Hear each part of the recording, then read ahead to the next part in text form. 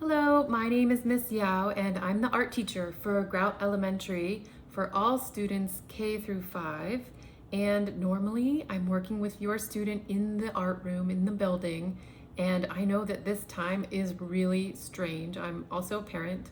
Um, all of that work of setting up, getting materials, supporting your student through hard perseverance, things they might not want to try or do, building those good habits of working hard and cleanup and developing fine motor skills. Usually those things are on me in the school during the day, and that's why I get the big bucks. But now a lot of this is going to be on you. So I know that it's a lot of pressure, and I want to keep art as simple and straightforward and good for your family as we can make it. If getting the supplies out and doing Google Meets with me or doing the SeeSaw does not work for your family, please take it off of your plate. You should try some of these things, see if it works for you and your student, and then if it does not, I know that you are kind of programming your student right now, and that is up to you. One way that you can build artistic thinking and creativity in your family is just to look around you and talk about what you're seeing. You might see some really impactful or meaningful art on the computer, or in the news there might be a photograph that's really interesting, and you guys talking about it together is kind of the most important work we can do right now.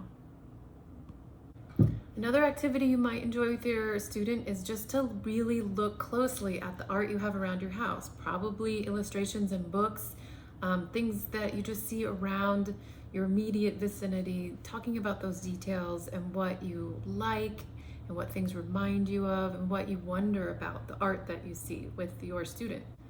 Another thing you can do with your family is think about creative problem solving. Maybe you see an example out in the world of someone who made an awesome sign or solved a problem with creativity, and you can think about those things in your own home. I am using the district curriculum mostly, also custom tailoring it to Grout students. It's based on the national standards, but really focuses in on the standards that are crossed with socio-emotional learning. Briefly, we'll talk about supplies. You do not have to buy any supplies for art.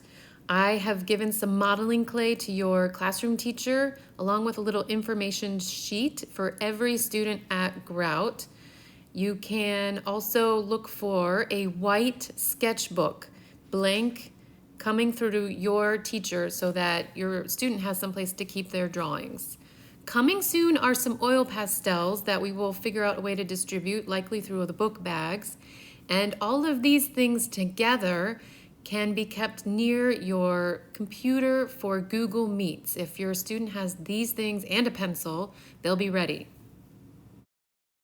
There may be some supplies coming from the district. I am hoping that we can get these Crayola broadline markers to your students. If you're able to get your own set, that's great too. Not coming from the district is these awesome education watercolors. I just wanted to show you because if you're ever in the market, it comes with a fabulous brush and lots of colors that students love to use. Also, probably not coming is watercolor paper. This is a great way for your student to be able to paint and have the paper not fall apart. There's also something called mixed media paper that would work for watercolor or any other painting that we're going to be doing. If you're shopping, you can always buy your older student a Uniball Vision Fine pen. I love these pens for a lot of the projects. Try and keep all of your paper, your loose paper, different colors, so that we can use them, and always keep your brown paper bags because we'll use those a lot for our art. You do not have to buy any supplies, but if you want to buy supplies for your young artist, I suggest shopping local at places like I've Been Framed. You can really get a good deal, and if you call ahead, you can just pick up right at the door. Also local to Grout is Artist and Craftsman Supply. This is an employee-owned place, and if you're looking for awesome supplies for your artist, it is there. So we have art meets once a week.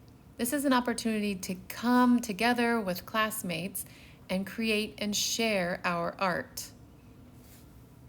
Please support your student to have at least some paper and a pencil or some other materials so that they can enjoy making art together with us. Your classroom teacher should have the meet code and the time. And the second portion of art is our SeeSaw activities.